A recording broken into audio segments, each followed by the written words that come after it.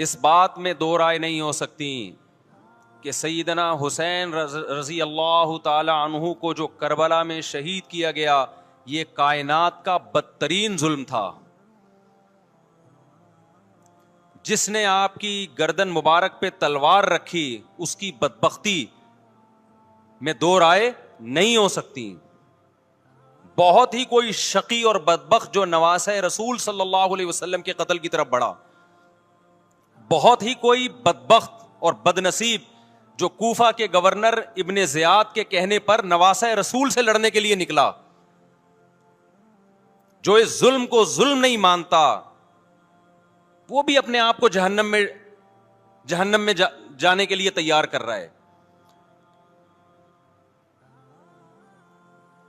پھر کربلا میں ایک بڑا ظلم یہ ہوا کہ صرف سیدنا حسین ابن علی کو شہید نہیں کیا گیا, آپ کے ساتھ جتنے مرد تھے سب کو شہید کر دیا گیا. لیکن ہمیں پیغمبر صلی اللہ علیہ وسلم اور صحابہ کی سیرت میں کیا ملتا ہے؟ میں ایک آیت سے آپ کو سمجھاتا ہوں. مشرکین مکہ حضرت ابراہیم علیہ الصلاۃ والسلام کے نسب میں ہونے پر اور آپ سے محبت پہ بڑا فخر کیا کرتے تھے کہ ہم ابراہیم کی اولاد میں ہیں, ہم ابراہیم کے دین پہ ہیں.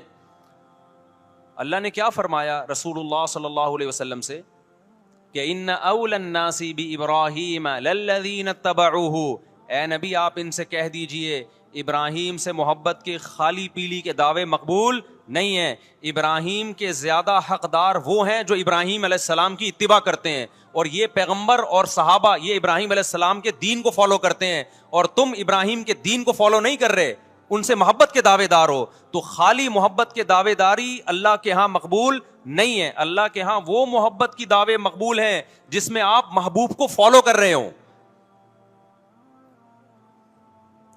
سیدنا حسین ابن علی رضی اللہ تعالی عنہ جو جنت کے جوانوں کے سردار ہیں, آپ سے محبت کا دعویٰ اس وقت مقبول ہوگا جب آپ سیدنا حسین کی سیرت کو فالو کریں گے. رونا پیٹنا ماتم کرنا یہ سیدنا حسین اور اہل بیت کی سیرت نہیں ہے. صبر کرنا, ظالم کے سامنے ڈٹ جانا, جان کے خوف سے اپنی پالیسیوں سے پیچھے نہ ہٹنا, یہ سیدنا حسین ابن علی رضی اللہ عنہ کی سیرت ہے جو آج ہمیں کہیں بھی نظر نہیں آتی.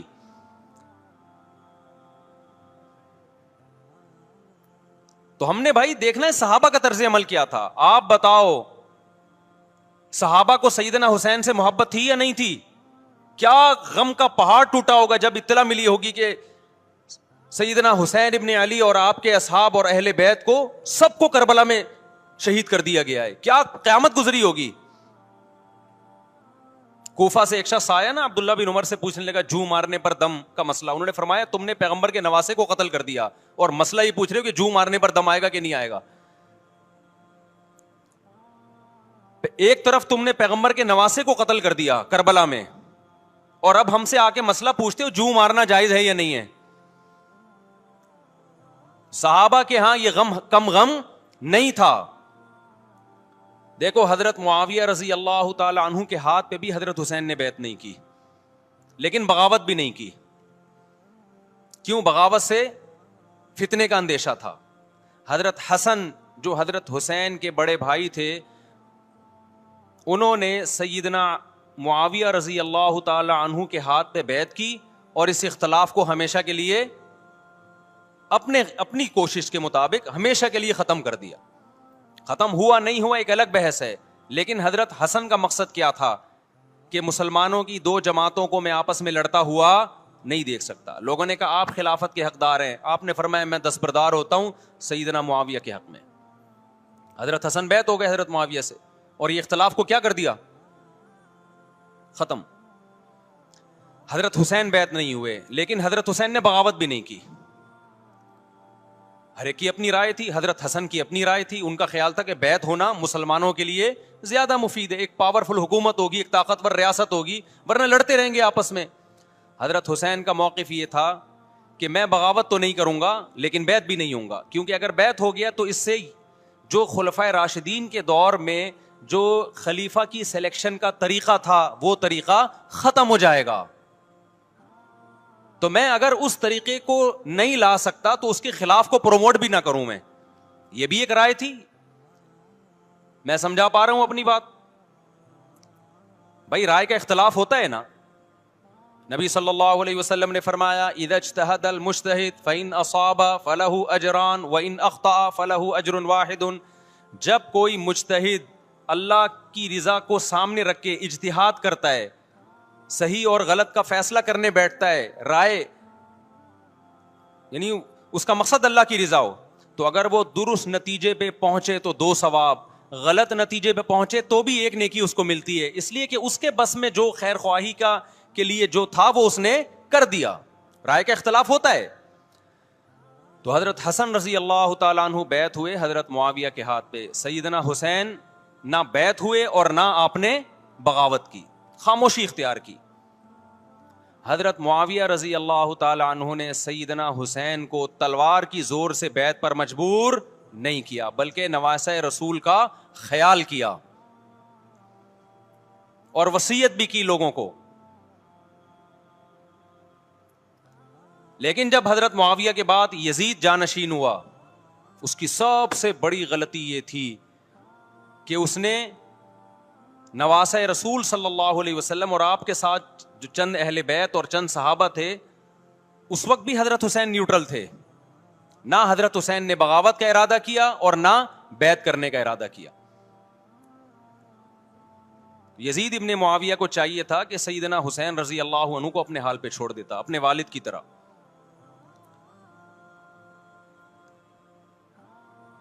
حضرت حسین رضی اللہ تعالیٰ عنہ کو جب کوفہ سے خطوط آئے, یہ میں وضاحت اس لیے کر رہا ہوں کہ حضرت حسین بغاوت کے لیے نہیں نکلے تھے, اس مسلمان حاکم کے خلاف بغاوت کے لیے نہیں نکلے تھے, کیونکہ رسول اللہ صلی اللہ علیہ وسلم کی بہت ساری صحیح حدیث ہے اس بارے میں کہ جو باغی ہے, جو ریاست کے خلاف بغاوت کرتا ہے, اس کو نبی صلی اللہ علیہ وسلم نے اس عمل کو پسند نہیں کیا. تو حضرت حسین رضی اللہ تعالیٰ عنہ کو کوفہ سے خطوط آئے کہ یہاں سارے کے سارے لوگ آپ کے ہاتھ پہ بیعت کرنے کے لیے تیار ہیں. ظاہر ہے جب کسی علاقے کے لوگ دارالخلافہ ہو اور سب بیعت ہونے کے لیے تیار ہوں تو پھر آپ کا جانا یہ بغاوت کا عمل نہیں کہلاتا. حضرت حسین رضی اللہ تعالیٰ عنہ اہل بیت کے ساتھ نکلے. کربلا میں جب پہنچے, مشہور واقعہ آپ 20 دفعہ سن چکے ہیں, وہاں جا کے آپ کو اطلاع ہوئی کہ وہ خبر غلط تھی اور عبید اللہ بن زیاد نے ایک پورا لشکر بھیجا سیدنا حسین رضی اللہ تعالیٰ عنہ کو مجبور کرنے کے لیے کہ میرے ہاتھ پہ آپ زبردستی بیعت ہو جائیں. حضرت حسین رضی اللہ تعالیٰ عنہ نے مطالبے رکھے کہ یا تو مجھے واپس جانے دیا جائے, اور اگر بیعت کرنا ہی ہے تو میں دمشق میں امیر کے ہاتھ پہ جا کے بیعت کروں گا. بہت معقول مطالبے تھے یہ. میرا مقصد ابھی کربلا کا واقعہ بیان کرنا نہیں ہے, اس پہ بہت کچھ کہا جا چکا ہے, خود میرا بھی بیان اس پہ تفصیل سے ہو چکا ہے. اس کے بعد بھی سیدنا حسین رضی اللہ تعالی عنہ کو مجبور کرنا کہ عبید اللہ بن زیاد جو بدبخت انسان, جو قاتل تھا اہل بیت کا, اسی کے ہاتھ پہ لازمی بیعت ہوں, جبکہ وہ امیر بھی نہیں ہے, وہ گورنر ہے ایک علاقے کا. تو نواسہ رسول کا خیال نہ کرنا یہ بدترین ظلم تھا جو اس وقت حکومت سے ہوا ہے.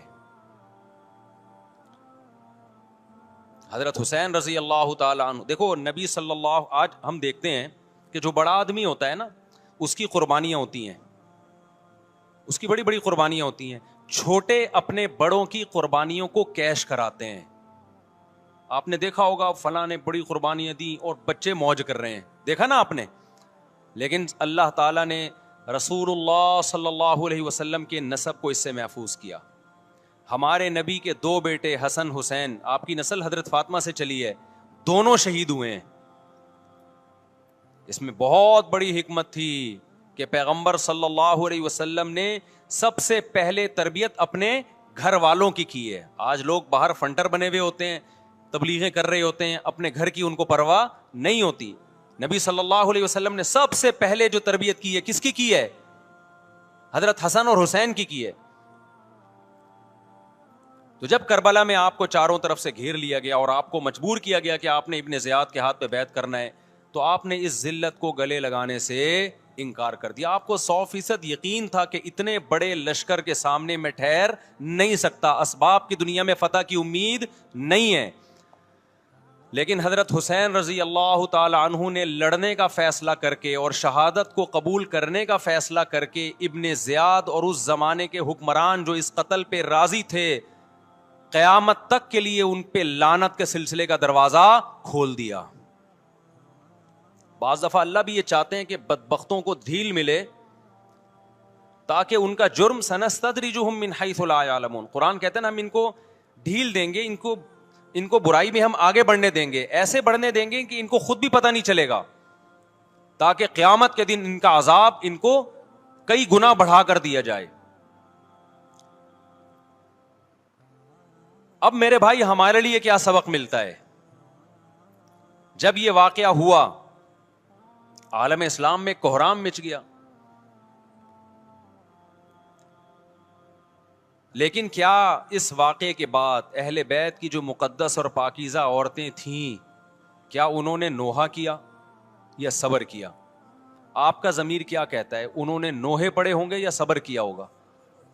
بولو بھائی, صبر کیا. عبداللہ بن عمر رضی اللہ تعالیٰ عنہ جو کوفہ والوں کو ملامت کیا کرتے تھے کہ تم جو مارنے کے مسئلے ہم سے پوچھتے ہو, تم نے حسین کا قتل کر دیا, تو یہ حضرت ابن عمر نے اسی لیے کہا نا کہ آپ کو اس کا غم ہوا تھا. تو ابن عمر کا عمل کیا تھا؟ کیا انہوں نے ماتم کیا؟ کیا انہوں نے چھروں سے اپنے آپ کو مارا؟ حضرت حسین کا قتل بھی ظالمانہ, اور اس سے پہلے سیدنا عثمان کا قتل بھی ظالمانہ.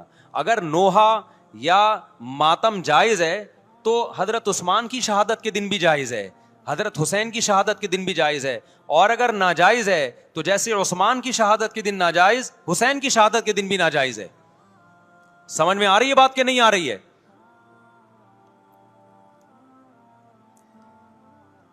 قرآن کیا کہتا ہے ایسے مواقع کے بارے میں؟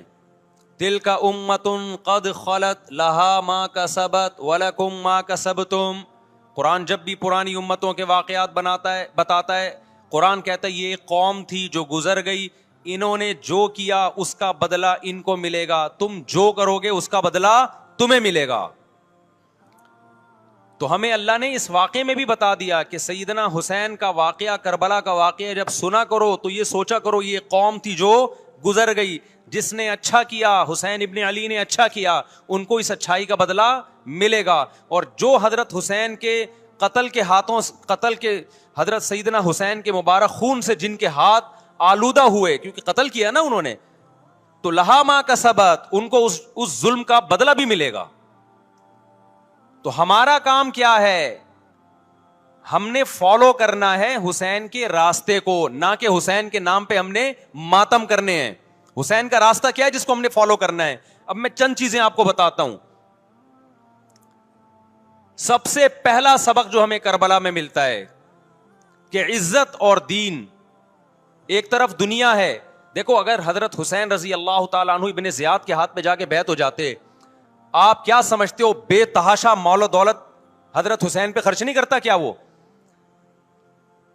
جب ایک بڑا آدمی کسی کے ہاتھ پہ بیعت ہوتا ہے تو اس کو بھی تو فائدہ ہوتا ہے نا اس سے. اور کیا حضرت حسین کو یقین نہیں تھا کہ کربلا میں شہید ہو جاؤں گا؟ فتح اور نصرت کی اسباب کی دنیا میں کوئی امید نہیں تھی, مگر آپ نے اہل بیت کو کربلا میں رسوا کرنے پر عزت کی موت کو ترجیح دی ہے. آج اگر آپ میں یہ ظرف ہے کہ آپ عزت کی موت کو ذلت کی زندگی پر ترجیح دیتے ہو تو پھر آپ حسینی ہو. نہیں یہی بات میرا خیال ہے سمجھ. سیدنا حسین کی سخاوت کے واقعات ہیں. سیدنا حسین باغی نہیں تھے رضی اللہ عنہ. پھر جو اہل بیت کا طرز عمل کیا تھا, محرم میں کیا کیا ہو رہا ہے میں آپ کو بتاتا ہوں. ان میں سے کوئی بھی عمل نہ ہمیں قرآن سے ملتا ہے نہ صحابہ سے ملتا ہے ہمیں.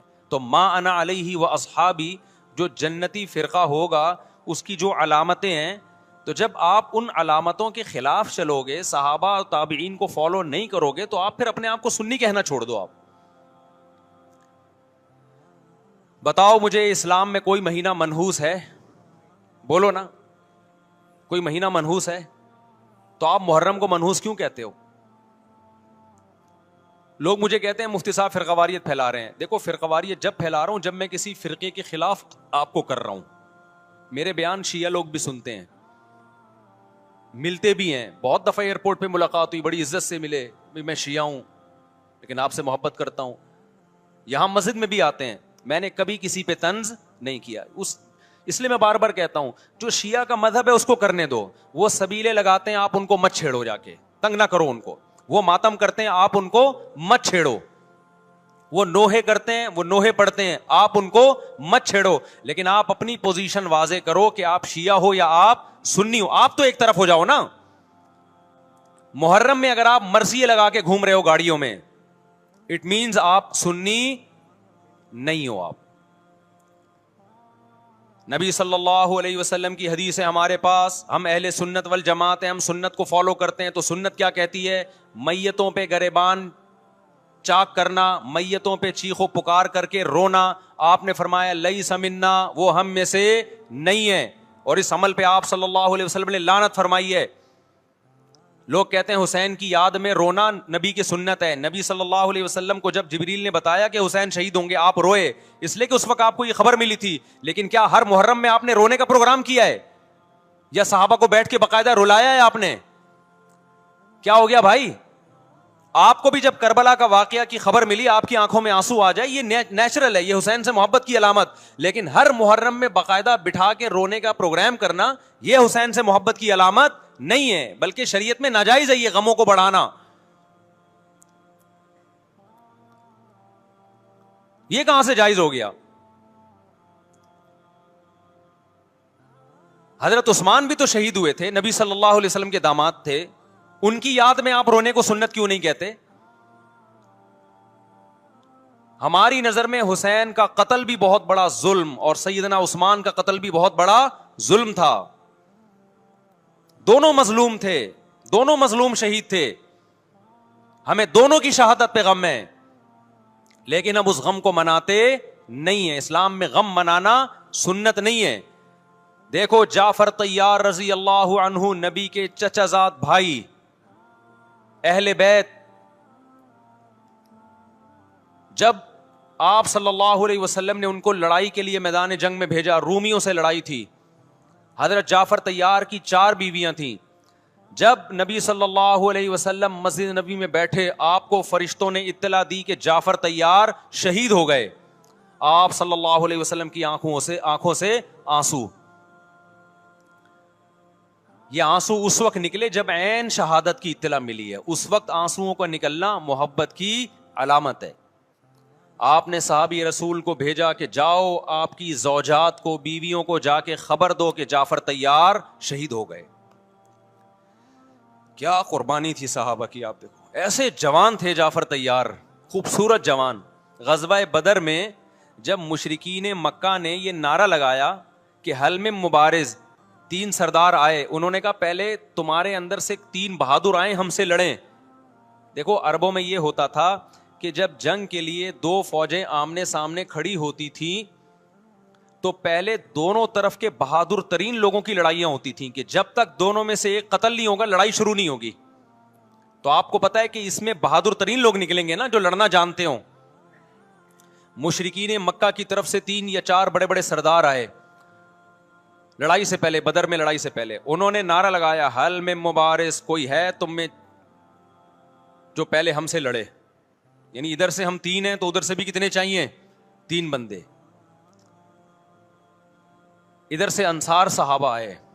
مشرکین مکہ نے کہا لیسو بی اکفائنا, یہ ہمارے جوڑ کے نہیں ہیں, قریشی ہاشمی چاہیے ہمیں, ہمارے نسب کے لوگ ہونے چاہیے. تو ادھر سے نبی صلی اللہ علیہ وسلم نے حضرت علی کو بھیجا اور حضرت جعفر طیار کو بھیجا. جن صحابہ کو بھیجا ان میں حضرت جعفر طیار بھی تھے. حضرت جعفر طیار رضی اللہ تعالی عنہ اور سیدنا علی مقابلے میں غالب آ گئے. خوبصورت صحابی, نجاشی کے سامنے آپ نے تقریر کی ہے, ہجرت کی ہے نا جب حبشہ کی طرف, تو نجاشی نے پوچھا جعفر طیار سے کہ تمہارے پیغمبر جو کلام لے کر آئے ہیں وہ سناؤ. حضرت جعفر طیار رضی اللہ تعالیٰ عنہ نے سورہ مریم پڑھنا شروع کر دی. کاف ہا یا عین صاد ذکر رحمت ربک عبدہ زکریا اذ نادى ربه نداء خفيا قال رب اني وهن العظم مني واشتعل الراس شيبا ولم اكن بدعائك رب شقيا واني خفت الموالي من ورائي وكانت امراتي عاقرا فهب لي من لدنك وليا. ایسی حضرت مریم اور عیسیٰ ابن مریم کی سیرت کو سورہ مریم میں بیان کیا حضرت جعفر طیار نے کہ نجاشی روتے روتے اس کی داڑھی تر اور جتنے پادری بیٹھے تھے سب کی داڑیاں تر ہو گئی روتے روتے. تو یہ تقریر جو نجاشی کے اسلام کا سبب بنے, بادشاہ کو مسلمان کرنے والے کون تھے؟ حضرت جعفر طیار. اور آپ کے چھوٹے چھوٹے بچے, 4 جوان بیویاں ہوں, چھوٹے چھوٹے بچے ہوں, اور ایسے میں میدان جنگ میں لڑتے ہوئے شہید ہو جائیں تو پیغمبر اور صحابہ پہ کیا قیامت ٹوٹی ہوگی. لیکن ہمارے نبی صلی اللہ علیہ وسلم کی آنکھوں میں سے کیا تھے؟ صرف آنسو موتی کی طرح ٹپک رہے تھے.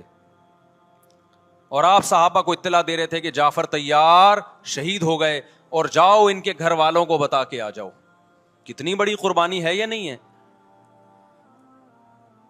جب خبر دینے والا آپ کی ازواج کو بتا کے آیا کہ جعفر طیار شہید ہو گئے تو آپ کے گھروں سے خواتین کے رونے کی آوازیں آئیں.